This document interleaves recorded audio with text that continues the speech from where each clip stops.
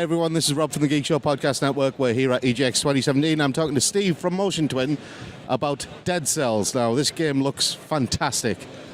So, Steve. How you going, man? Nice to meet you. How are you? Thanks for having us on. So, tell me more about Dead Cells. All right, so Dead Cells, the basic pitch of the game is that it's a mix between a rogue-lite and like a Metroidvania or more a Castlevania type game. So you're going to have the procedural generation, randomized loots, and permadeath of a rogue-lite. So it's run-based. To finish the game, once you're good, takes about 45 minutes to an hour. And then you're also going to have the progressive exploration of like a Castlevania game. So as you run through the first time, you're going to see a whole bunch of places that you can't get to. Yeah. You know, and then as you go, you're going to beat bosses and unlock skills that are going to give you access to those areas. Now, because it's procedurally generated and there's permadeath, there's no actual backtracking. So when you die, that's your backtracking. So you go back, and then when you come to a place that you couldn't go before, you're going to go, all right, I'll go explore this area. And then that might take you through new levels, different areas, and to different bosses and different secrets. Okay, so it's basically procedural generation meets 90s platformer ethos, where you basically die and restart from the beginning again. Yeah, that's a pretty fair summation, I think. Yeah. Yes, you played the old 90s platform games as well. Some of them, yep. Certainly have. Okay, so is there a story to Dead Cells? So at the moment, not really. However, that's something that we're planning for version 1.0, so when we come out of early access. Basically, what we did is we launched with the game pretty much finished in May.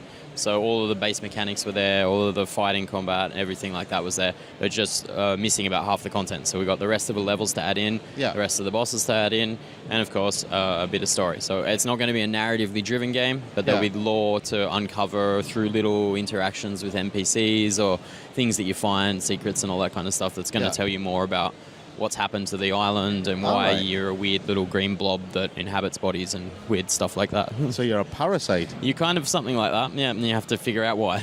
Okay, fantastic. I'm liking the sound of this even more and more. So one of the things that I noticed in particular, one of the things that really stands out is the art style. Thank you. Tomo will be super stoked to hear that. So basically, our art director, Thomas Vassell, when we first started it, he was all alone. He was one guy thinking, you know what I really want to do? I really want to do pixel art, but I want to do it with sort of a modern touch. Yeah. And so he said, it's not going to be possible to hand draw it. So he put in place a 3D workflow.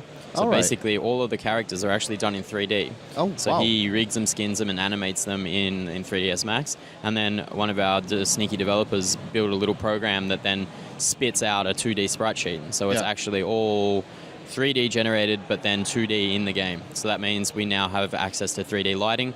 So all of the characters are going to react to the lights that are around them, 3D particle effects, and a lot of those sort of modern touches that are missing in a lot of pixel art games. That's amazing. Yeah, so something that we really aimed for, and we spent a lot of time working on right from the beginning. Fantastic. So when is Dead Cells due for release? So early access hit May 10th this year, so it's been 4 and a bit months now. Yeah. And we think that early access will last 12 months, so we're aiming for that same sort of May, end of April, early May next year.